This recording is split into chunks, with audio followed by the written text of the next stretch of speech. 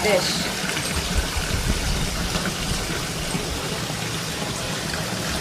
The fish are hungry.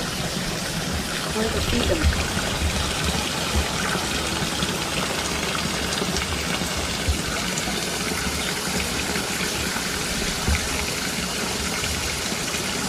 Hurry, Missy! I have to feed my fish.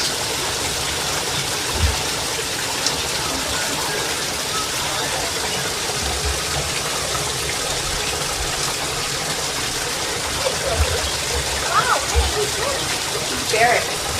You dog? Yeah. Wow, look at this. Really? My goodness. When did you get it? Last year. Yeah. Glasses. See, I'm just fishing glasses. Fishing glasses. Yeah, fishing. That's what I love to do. Check out my fish. Looking up. Wow. There's a lot going on here. A lot of remodeling, painting, tearing stuff down. Oh, good. Rebuilding. Yeah. I can't. Look at the size of this guy. I know, it's great. It's fantastic. Okay, so it comes up. Okay. All right. So the cameras are rolling. So we're meeting again, girls. And where are we meeting? Does anyone recognize this establishment? This is my house. And it's in a state of despair. Knocking down walls, and It's exciting. you know, it's really fun. Actually, it's come a long way, because before, when I moved in, it was just extremely Victorian with this little fine detail of intricate, work on the stairs and dainty moldings and white formal carpeting. And Is that right? And you've taken it all off? I took it all down. Yeah. I can't believe someone had white carpeting throughout the whole house. But they didn't have children, and they had a little tiny dog. Well, I went to tile. I figured that's just the most practical of it all. So, yeah.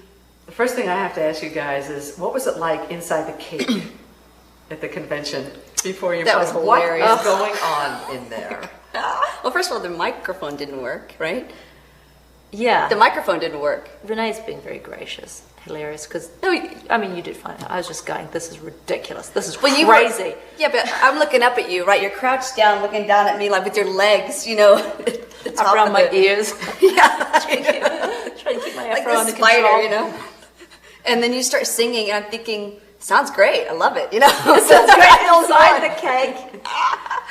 No one else is saying anything. I thought, that's odd. This is a little peculiar, so that's why I kind of crawled down, with my G.I. Joe crawl. And I was like, I don't think the mic's working.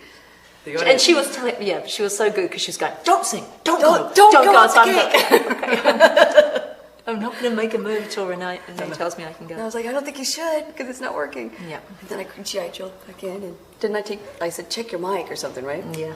Yeah, we had a little malfunction. It was very funny. And did they ever? I never heard out how they actually fixed it.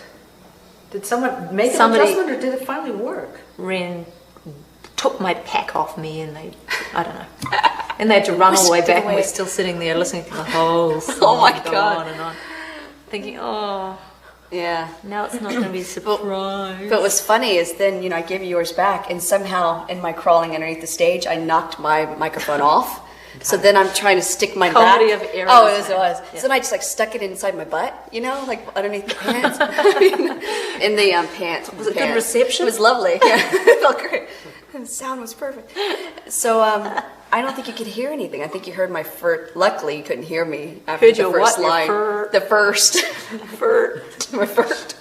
No, my first line came out, and then after that, you couldn't hear anything. I think the microphone shut itself down. Thank God. Because I just thought you couldn't were hear me lip syncing sing. poorly. I was singing away, but thank God nobody heard. Oh, it was fun though. It was good. I was delivering my one-liners, trying to keep the audience from starting to stamp their feet. Finally climbed out of that cake, and you climb out of that cake, and we discover that Renee has a Belly button ring? What came over you, girl? Oh, it's nothing. Well, nothing came over me. It's just unfortunately it was infected at the time. Still a little red. Oh, that's nice. It was doing so well, and then a couple days before I became deathly ill. The Thursday before I was in bed all day with about 102 fever. Wow. Really? Yeah, and I was marking my stomach with a lipstick to make sure that the blood poisoning wasn't going to keep extending. You know. Why did you use lipstick instead of a pen? Because It's red. Going to get on your jammies. Oh, it didn't matter. I was, I was delirious. I was just it's the first thing I could find. But yeah, unfortunately, it just kept growing. And then I finally went to the doctor on Friday. I'm like, well, I think I better fix this. And she said, well, of course you can take it out. I was like, well, that's not an option. Because I want it. I wanted it. I'm not taking it out. And so she gave me an antibiotic, and then luckily it kicked in. But the next day it was still red. But it was nasty. That I had some friends over.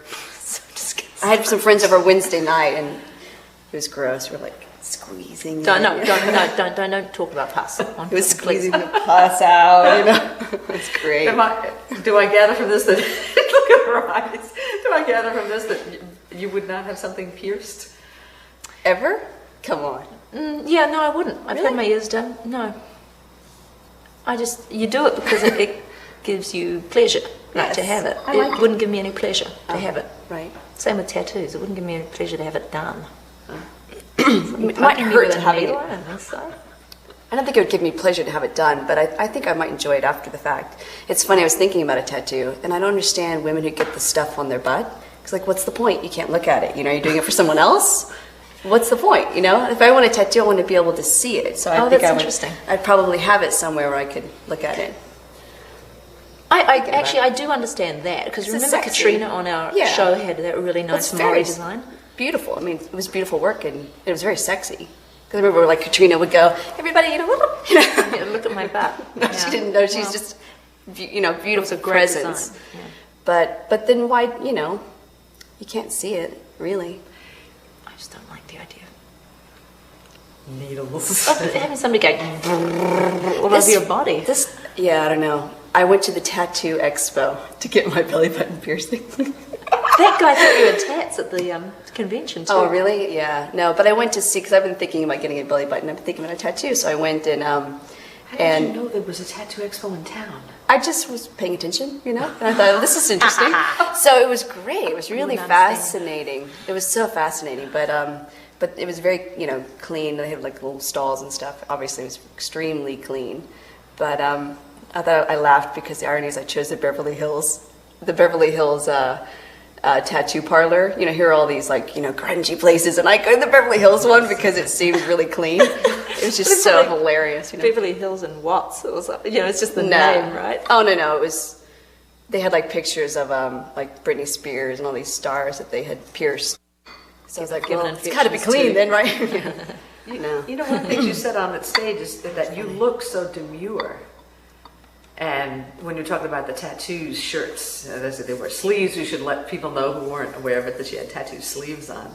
So you're trying to get out of that demure. I get out of it. I was just having fun. I thought it was a funny T-shirt, and I always, when I do wear it, it's so interesting to see people's reaction, especially around here. Because the ladies are very demure, and to have someone else that's a mom walking around town with a tattooed sleeved shirt is a little weird. It's just because it looks kind of real. It looks real. It looks like you have a sheer shirt over actually tattooed arms. Oh, I know. Yeah.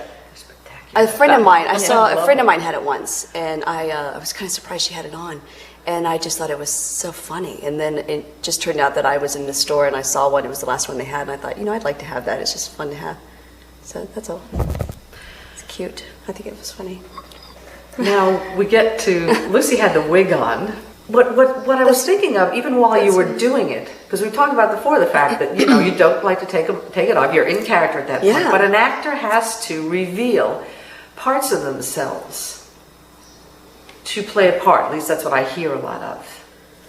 So, but you do that in a character. Comfortable in their own skin. Renee. Mm-hmm. But I think you also do reveal a part of yourself even through a character, because it's still coming from you. You know what I mean? Like you were hilarious at the convention because you had the whole audience and you were doing, it was like a British school teacher or something. Do you remember that? I just remember you had your hands on your knees and you're having everybody, it reminded me, it just went into this British school teacher thing. Yeah. Do you know what I mean? Yeah, I don't. Even it doesn't matter what I'm wearing. You're probably not going to see me. I don't think you do that as much though. But you wouldn't do that sort of thing as much. Well, maybe you would. I don't know. What? Oh, you know that. Oh, right. The real Lucy doesn't bloody. Right. I don't show that to people. Right. In cabs. No, you both would have seen, but it's nobody's business, and I don't think. I mean, I'm quite introspective sort of person. Yeah, but you're very clear about who you are as a person, so it's not an issue. I mean, you're very comfortable in your own skin. But when it comes she doesn't to, think she's as comfortable as you are. Now, is But I that think- in revealing your own skin or actually in it? No, you know what I think it is that Renee's spent the last 4 years coming out, and I've spent the last 4 years going in. huh? Well, it's all a cycle. Yeah. That's interesting. Now we're gonna flip. I gotta mull that. So in 4 more years, right? Yeah. You're gonna be like, You're gonna go now. I'm gonna have Yeah, maybe. this Yeah. wig. I'm much less. Mind you, I have been spending the last few years really looking at, deconstructing all my egos. You know what I mean? The alter ego of Gabrielle was first, sort of like, and then I did that one woman show, and I just wanted to let the Xena stuff go. And that was sort of my way of doing that. And then it's just been other ways of getting to the root of it all, and who am I? And so solid with an understanding of that, because I do want to play other roles, and I want to be able to know who I am, what I believe in, and then layer it with all these wonderful colors. And that's sort of, I felt like I had to get to the root of who I am first before I could do that. And I'm starting to write. But they're going to. You're writing. Just started writing. Good. Yeah. Yeah, they're I mentioned at the convention that I wanted to do a short film this year.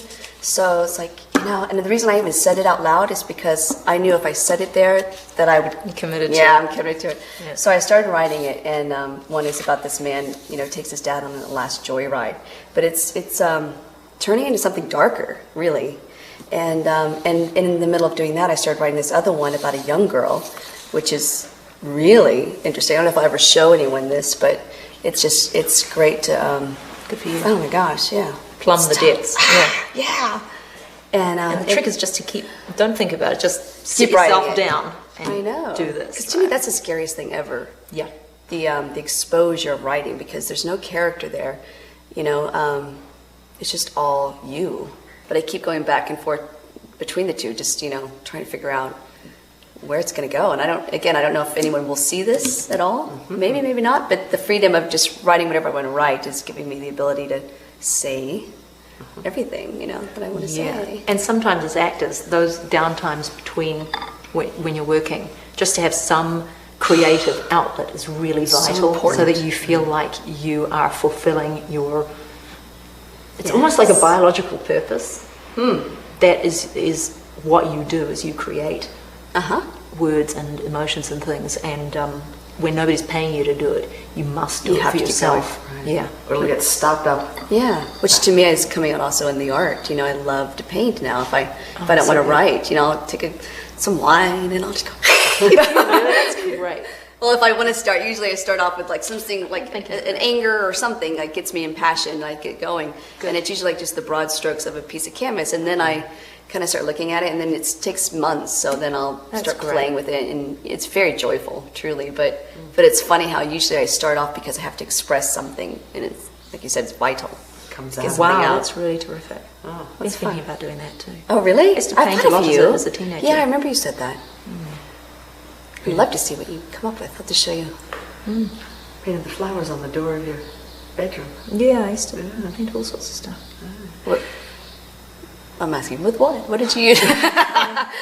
On the door? Well, I mean, on the door, just every day or a week through a certain period, I'd do a sort of a different type of flower that, I don't know why I did that, but to make a sort of a garland That's on beautiful. the back of my bedroom door. And I don't know. Is it in the house you're in now, or is it when you were a teenager? No, I When you were washed it younger? off. Oh. I got to a period where I went, oh, flowers, that's so dumb. no. And I washed it all off. Oh. So I guess it wasn't oil. Acrylic, I guess. Really? Scrubbed it off with bloody oven cleaner or something. Speaking of kids, and 1 weekend a month, and you were talking in an interview about the fact that you don't believe in cussing around your son, because this character...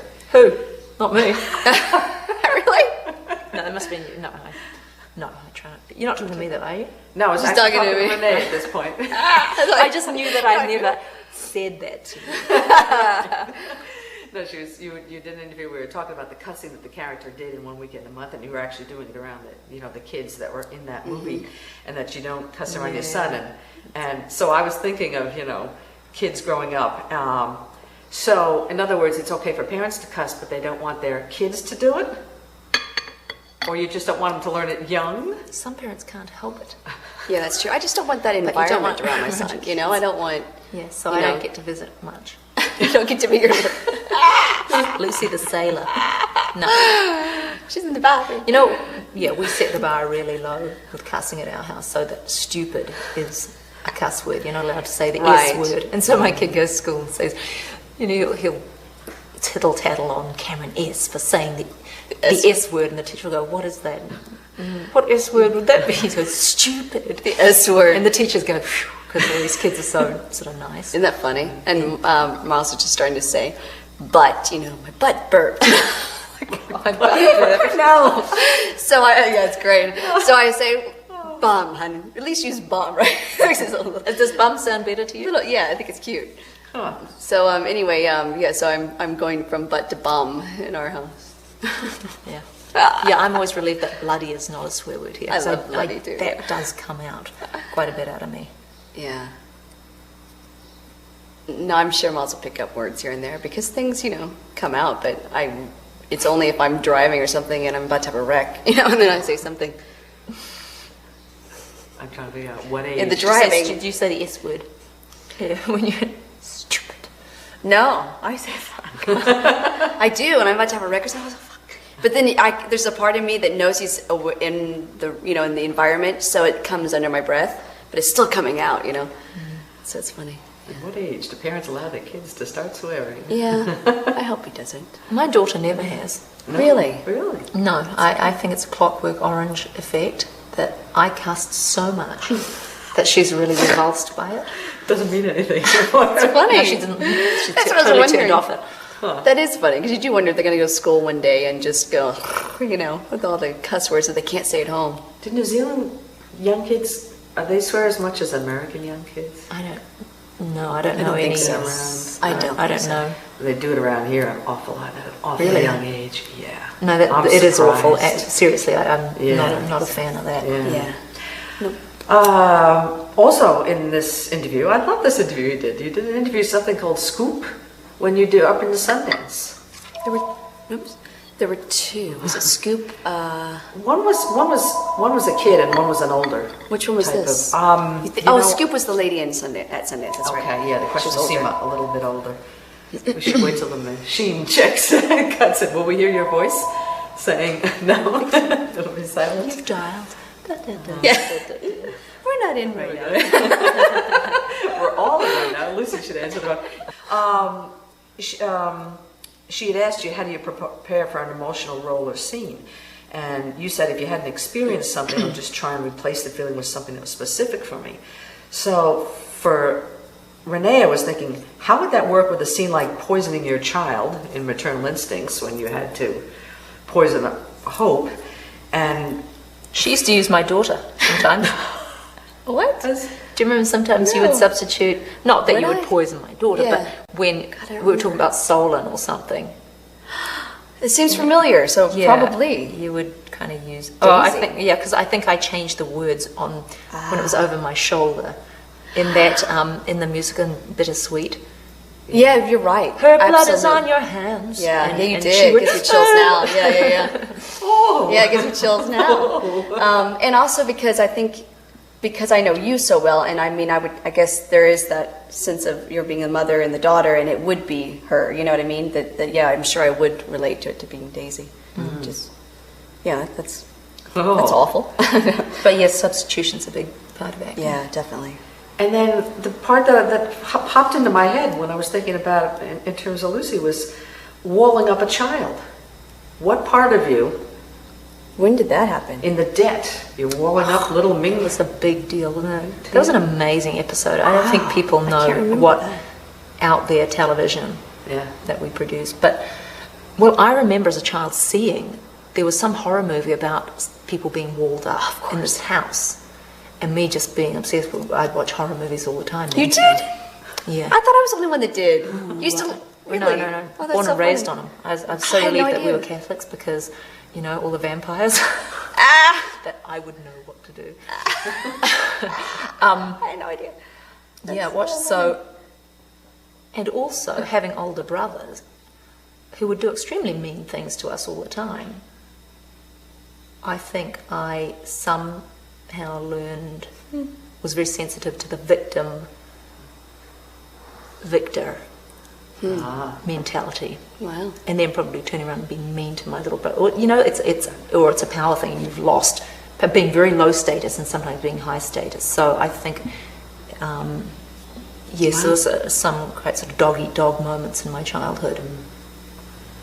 Now that I think about it, that look on Xena's face when she was walling up the child, when you said, like the older brother getting one over on the kid sister, you're right, that's what it looked like, a sense of victory. It wasn't a sense of cruelty, it was a sense of victory. Wow. And I wouldn't have thought of that at the time, that what it was reminding me of. It's horrible, but I think any of us who are sensitive or did have bad experiences as children have a lot to play with emotionally. You've got a lot hidden down there. So it makes acting so interesting, though, isn't it? That you can have those opportunities. You know, I mean, it's a dark place to wall up. Right. A lot of people don't want to go there, though. you Yeah. know. Whereas Yeah. I think actors cannot help but explore that stuff. See, and I still think it's scary. You know what I mean? I still think, wow, you know, it's like, but it is fun, but it's scary, I think. The parts Yeah, of yourself that that's still right. are there parts of Yeah. yourself that still scare you. Yeah, you push yourself to Sure. go some pretty dark places. This cat is just like my cat. Well, she's from New Zealand, too. You look like Tigger. You were like my first cat. Only Kiora. sort of Her fatter. name is Kiora. Yeah, Oh, not the cat you have now. This cat. No, my first Yeah. cat. Well, but he was thinner. Your cat's fat, man. Is she great? She's not pregnant, is she? No. She's just took care of that. Come on, hi, puss. Kia ora. Just Kia ora, kia ora, We, kia ora. Kia ora. Does she jump up? And she has slightly sort of sad eyes. She's like a sort of heavy fold of Oh, jump. look at the size of that.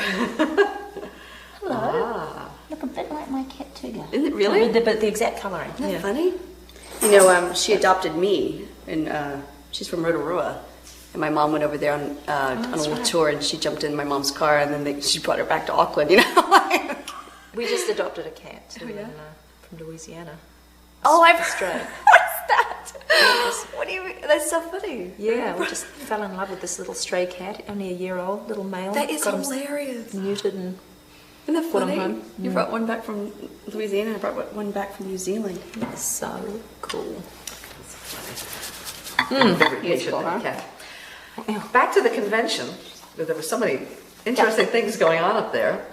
When asked at the convention about any spats the two of you had during filming, Lucy joked, well, the sex was sporadic. After the audience died down,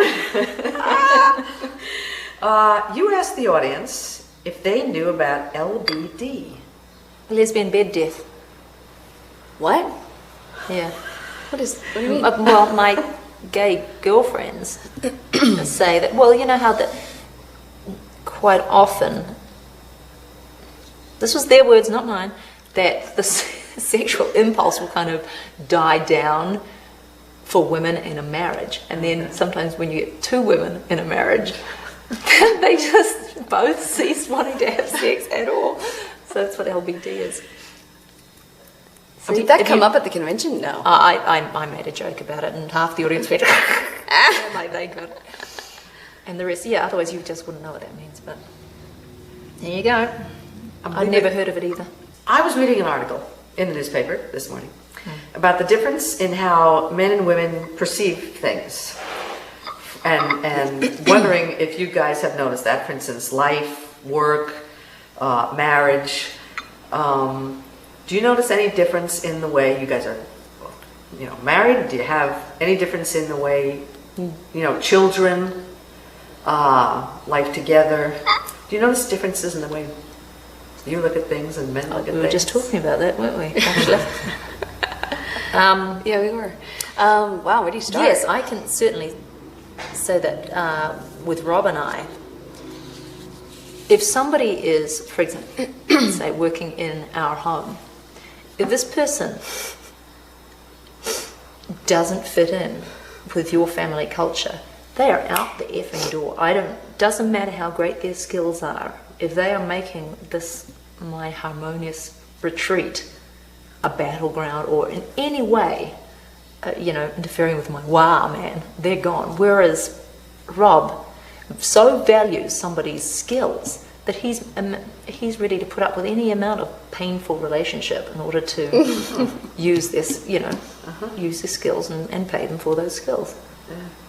But to me, home, because he goes to work every day, I suppose, that a man regards a house a little differently.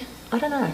Well, that's a lot like it. Bringing that up, that's a lot like an office situation where bosses, which, for better or worse, is still majority are men, that they'll keep the employees. Who are well past the use by date. Right. But they will keep them on for a specific skills. Right. Yeah. But it's different in your never home. mind the emotional, the baggage they carry with them. Right. Whereas we're connected to everything emotionally, and and you perceive if there's tension in the house, you've got to get rid of it. Sure. Yeah. Yeah. Or office or whatever. Yeah. I don't keep people around who are painful to me. Right. It's funny because I'm thinking jokes. Like it's funny how Steve will interact with Miles on a completely different level than I will. Yeah, they'll right. be joking around about the fart jokes. You know what I mean? They'll wrestle and all this stuff. And I'm like.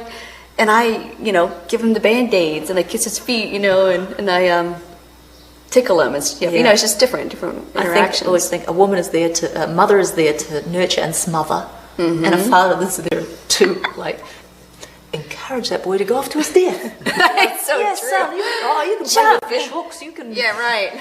Let me show you my big knife.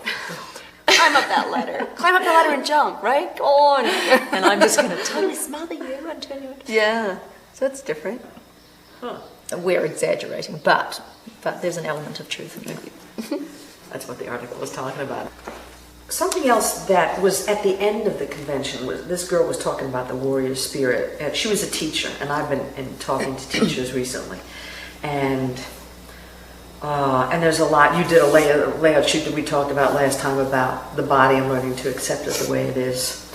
I remember that. And you've got a daughter who's, in her teen years. How do you... And then again, you're in the acting business, where there are all kinds of rules, unspoken rules and regulations about, just every part of you. How do you make yourself happy? And how would you make your daughter happy? Right. And learn to live with themselves, be a girl in this world, and still be whole? Because it's kind of tough still. Yeah, I think it is. Well, I think we're in a really, a difficult business where if you let this collective idea of what's beautiful affect you, then, you could just keep changing yourself to kind of please everybody else.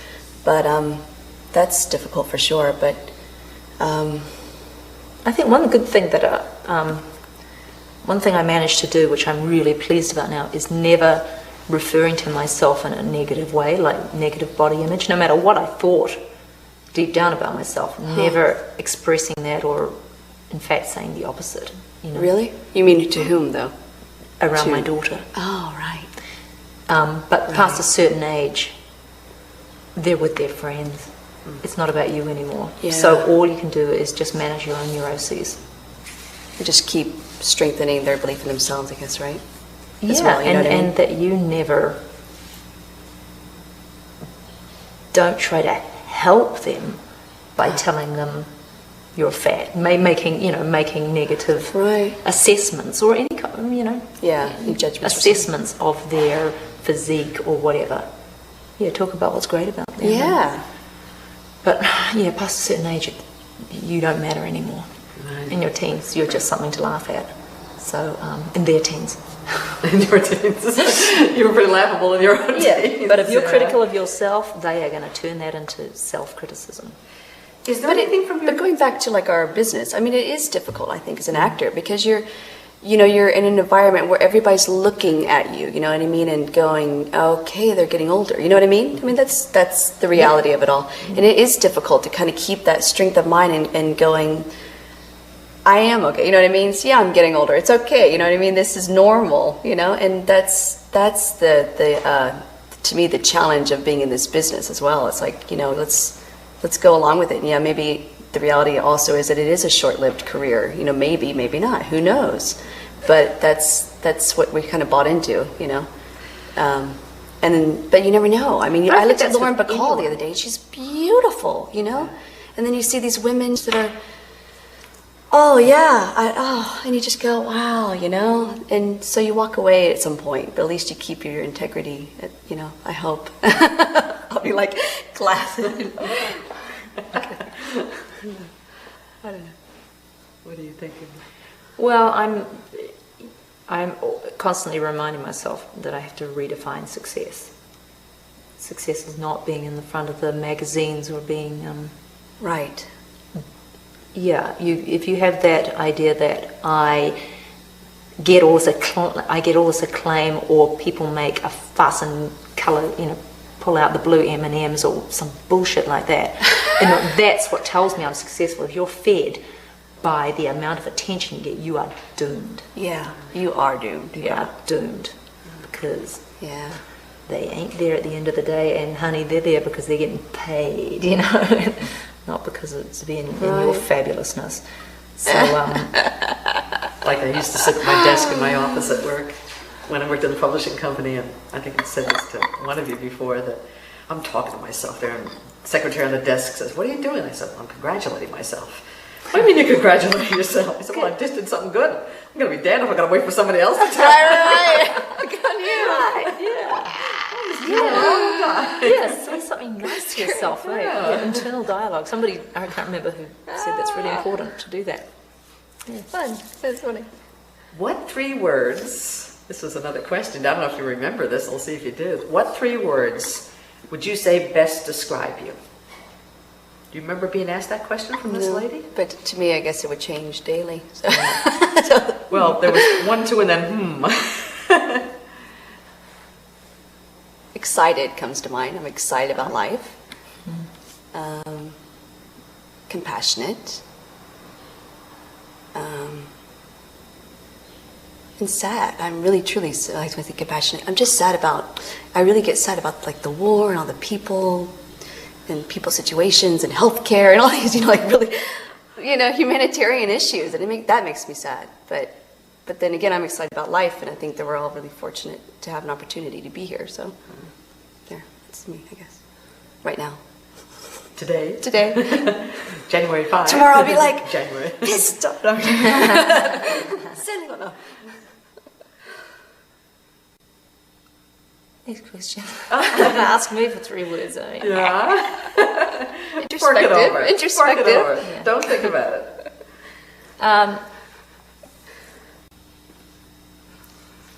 Yeah. Introspective. Not so much about me. I think I'm introspective about life and the meaning of it. I don't think about myself in those terms very much. Does anybody? Aren't we all too busy? Yeah. I'm busy. That's what I am. I have a lot of demands on me. Responsible, yeah. Well, don't want to be though. You don't want to be? No. As soon as these kids are 18, man, I'm going to go out and smoke and drink and... Getting a belly button ring. Yeah. What 3 words would you use to describe her? Well, like I said, introspective right now. She's thinking about what it would be, and I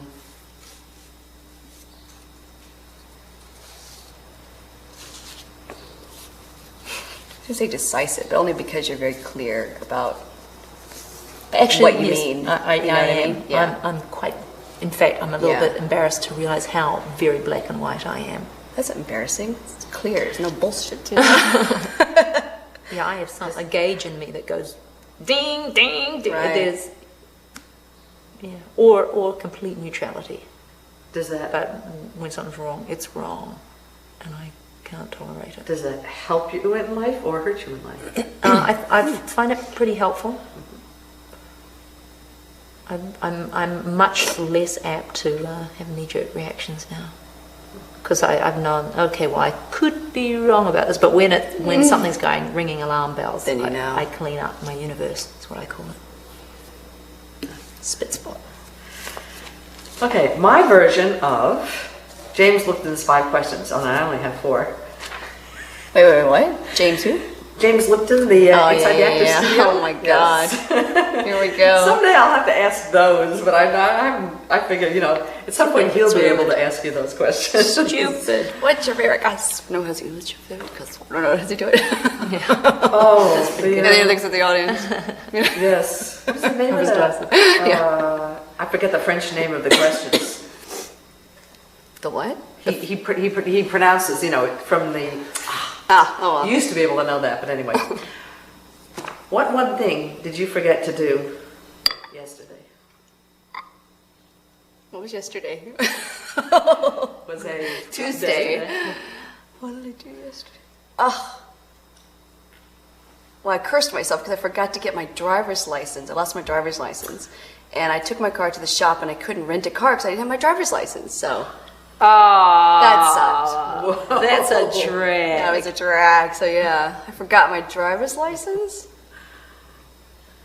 And I forgot to ring about a babysitter, but anyway. Well, that'll do. Okay. So we have Renee driving around town without a license and your children at home without a babysitter. Home alone.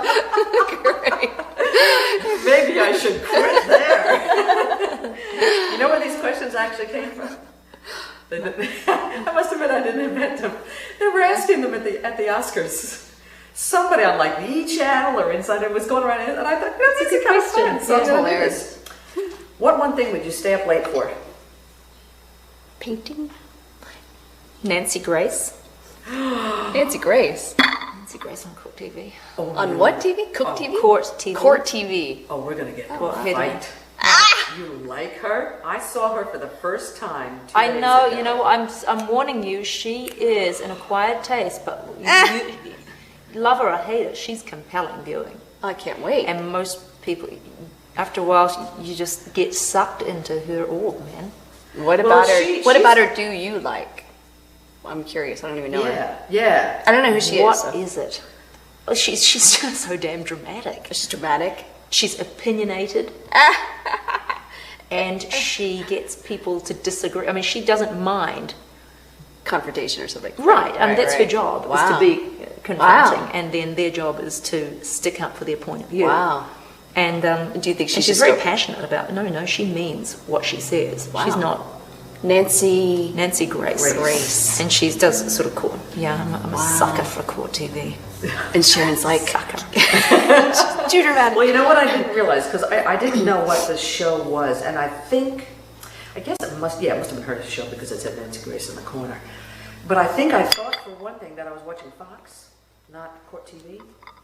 Like a headline. So there was supposed to be this, fair and balanced. What's going on? I'm thinking, hey, this is the most, opinion. Sometimes I she didn't goes agree over the with line. Yeah, sometimes she goes over the line, but quite often she's right. And she's speaking from and deep, profound experience in what she speaks Being about. sarcastic or No. Okay. She's I can't real deal wait with to see who this lady is. and also she's I think from Texas or somewhere or Atlanta. I don't know where she's from. So, but she's pretty. I would say Classic. Oh my gosh. I my don't. gosh. I would bet that she's like pro. Frying people, execution. Oh, probably. You know what I mean? Yeah. I think I would bet that. I don't know that for sure. She But has she her own doesn't strike list. me as being extremely Right. touchy-feely about certain things. But she's very touchy-feely about justice for children and all sort of thing. And she's always referring to her like her fiance who got murdered. She's actually a victim. So she's a victim's advocacy lawyer and all sorts of things. But I just think she's my stallion nostril superstar. And at the end of the show, it always makes me giggle. She goes, most of all, thanks to you, bye, friend. And when she calls me friend, I go, oh, I don't know. The accent would throw me for a loop. But because it's not, bye, friend. Oh, that's too much. I just love that she does. She's just. I like strong sensations, and she ain't subtle. That's what I like about her. Yeah. Well, we hit on a hot button there, man. Oh, I love Nancy Grace. Like all those women. That is hilarious. You stay up late for it. That's great. Just tough ass women, and she's great. Actually, there were only 3. I don't know why I wrote 4, but there's only 3. One thing you would never give up eating. Chocolate comes to mind. Oh, yeah, chocolate. I've tried. You tried? Tried giving up chocolate? Yeah, I have trouble giving up coffee too, actually. I know, I go back and forth. I'm onto it now. I'm onto coffee. The thing I know it's not good for you. The thing that's limiting me on chocolate, here's a trick. You go into Trader Joe's and you get one of those big bars. You can't cut them. You can't break them. They're this thick. All you can do is take your tooth front teeth and gnaw it like a beaver. Oh, that's hilarious. Shavings. You're getting shavings? With a meat. I don't have a meat cleaver. No, I think they're for melting, I believe. Like melting for strawberries and fondues and stuff, right? That's what my brother would do. But I love it, getting shavings.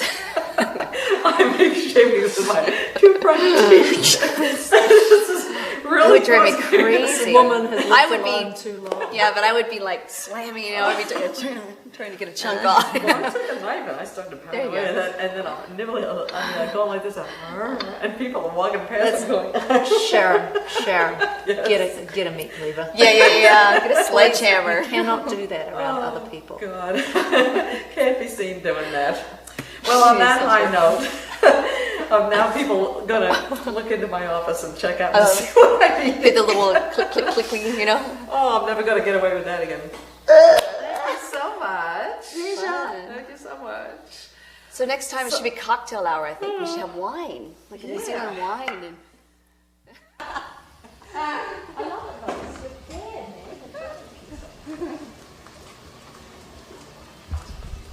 Just a few missing like door handles. As a fireplace. Oh, he needs those. Door handles, yeah. So you have to put your hand in the hole when you go to the bathroom. I'm not kidding. Look, no, it was where the house was built. So they had this one little fixture here and then nothing else. So I'm putting in all these can lights and put in my room. You know what you need? I saw you need some big floating beard on big chains there, so you can like this. I love it. I'm gonna get a couple of chairs that are like 2-seaters. Yeah. And another one that's a 2-seater. Grass on your ceiling.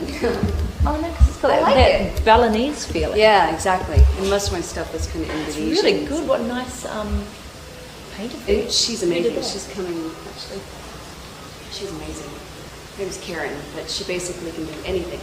Make anything look like, she would do the paint look on the little light things. She painted those. She's amazing. So it's fun, so I kind of want to texture everything.